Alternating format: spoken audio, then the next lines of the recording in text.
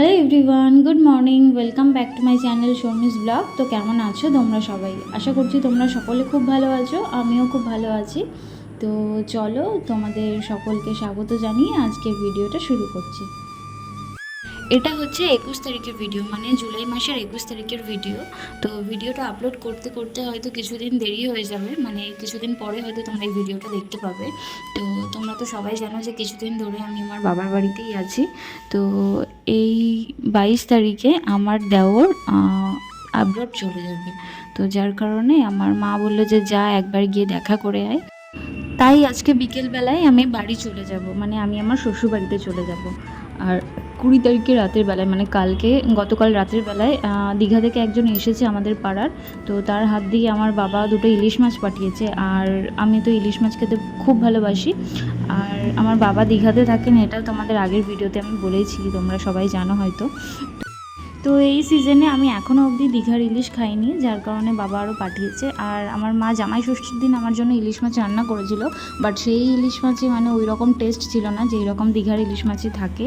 তো জানি না সেটা স্টোরের মাছ ছিল কি না, বাট আমার বাবা যে পাঠিয়েছে ইলিশ মাছটা, তো এই ইলিশ মাছটা দেখেই মনে হচ্ছে যে ভীষণ স্বাদ। আর আমার এত বড় ছিল মাছটা, মানে এক একটা 1 কিলো 300-400 এরকম ওয়েট ছিল, মানে আমাদের নর্মাল বটি দিয়ে কাটা যাচ্ছিল না মাছটা। তো এবার মা বললো যে তুই যেহেতু চলে যাবি, তোকে সকালে 2 পিস ভেজে দিই, তো তুই খেয়ে যা, আর বাদ বাকিটা আমি কৌটোতে ভরে দেবো, তুই বাড়িতে নিয়ে যাবি, তোর শ্বশুর শাশুড়ি যারা আছে সবাই মিলে খাবি। তাই জন্য মা সকালবেলা ঘুম থেকে উঠেই আগে হচ্ছে ডিপ ফ্রিজ থেকে মাছটা বের করে রেখেছিল, বের করে জলে ভিজিয়ে রেখেছিল। কারণ কি, মানে একটু নর্মাল হতেও তো টাইম লাগবে, আর ডিপ ফ্রিজে তো থাকলে দেখো মাছ পুরো বরফ হয়ে যায়। তো আর আমার মায়ের কদিন আগে হাত ভেঙেছিল, হাতটা এখনও পুরোপুরি ঠিক হয়নি। তো মায়ের এই এত বড় মাছটা কাটতে গেলে হয়তো একটু অসুবিধাও হতে পারে। তো তাই জন্য মা আর কি আগেই বের করে রেখেছিল, দিয়ে সকালবেলা মাছগুলো কেটে রেখেছিল। তো তারপরে সকালের খাবার বানালো, মানে আমরা সকালে খেলাম। তো খাওয়া দাওয়া করে টোরে মা বললো যে একবারে মাছগুলো ভেজে দেবো, দুপুরবেলা খাওয়া দাওয়া করে তারপরে যাবি বাড়িতে। তো আমি ভুলেই গেছিলাম যে মানে আমাদের পাশের বাড়ির যেই দিদাটা মারা গেছিলো, মানে বয়স্ক যে দিদাটা মারা গেছিলো, তো ওনার আজকে শ্রাদ্ধ ছিল, মানে খাওয়া দাওয়া ছিল আর কি।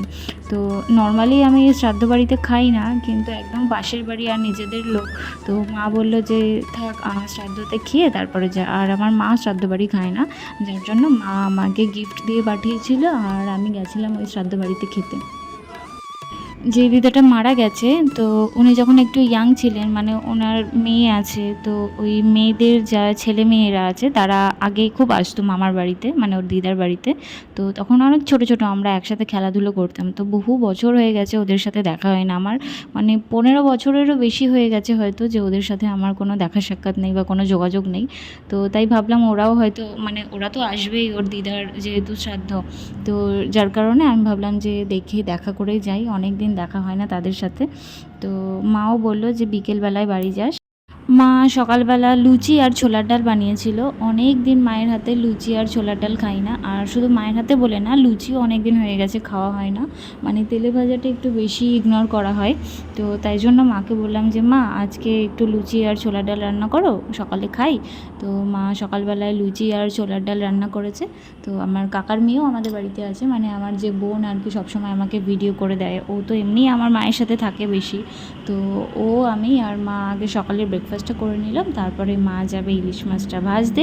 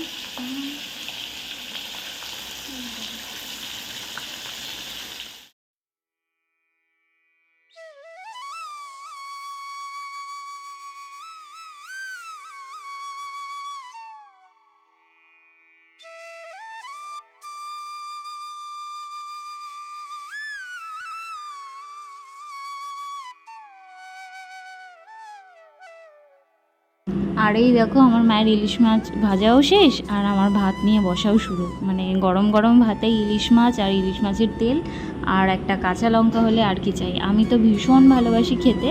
তো তোমরা কারা কারা ইলিশ মাছ খেতে ভালোবাসো আমাকে কমেন্টে জানিও। আর চলো তাহলে আগে খাওয়া যাক, খেয়ে দিয়ে তারপরে তোমাদের সাথে আবার কথা বলছি। তো এই যে চলে এসেছি শ্রাদ্ধ বাড়িতে। শ্রাদ্ধ বাড়িটা হচ্ছে একদম আমাদের বাড়ির সাথে গায়ের সাথে লাগানো, মানে একদম আমাদের পাশের বাড়ি। কিন্তু মাঝখান থেকে একটা রাস্তা চলে গেছে, যার কারণে আর কি মানে রাস্তার এপার আর ওপার বহু বছর আগে মানে একই সীমানা ছিল। তো মাঝখান থেকে রাস্তাটা আর কি দুটো বাড়ির জায়গা থেকে নিয়েই তৈরি করা হয়েছে। তো ওই দিদাটা যে মারা গেছে, তো যেহেতু একটু বয়স্ক ছিল, যার কারণে কারো মনে মানে অত দুঃখ অত ক্ষোভ নেই। যে হয় না যে একটা বয়সের পর মানুষ মারাই যাবে, সেটা সবাই জানে। তো যার কারণে মানে সবার মনে অতটা একটা কষ্ট নেই।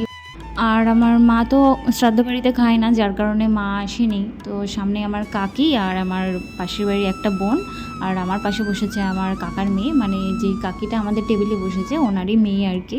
তো সেই বোন আর আমি একসাথে বসেছি।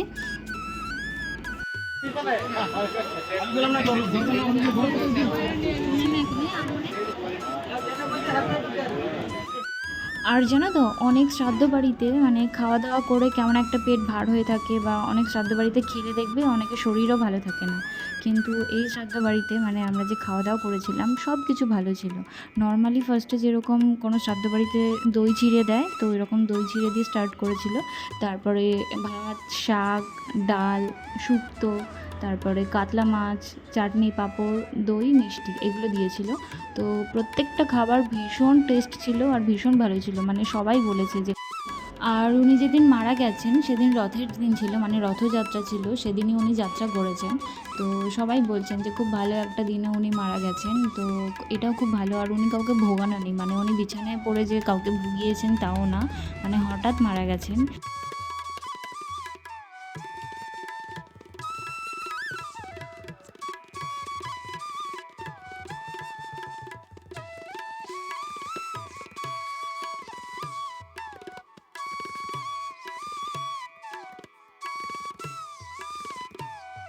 তো চলো আজকের মতো ভিডিওটা তাহলে এখানেই শেষ করছি। তোমরা সবাই ভালো থেকো, সুস্থ থেকো, দেখা হবে তোমাদের সাথে পরের ভিডিওতে।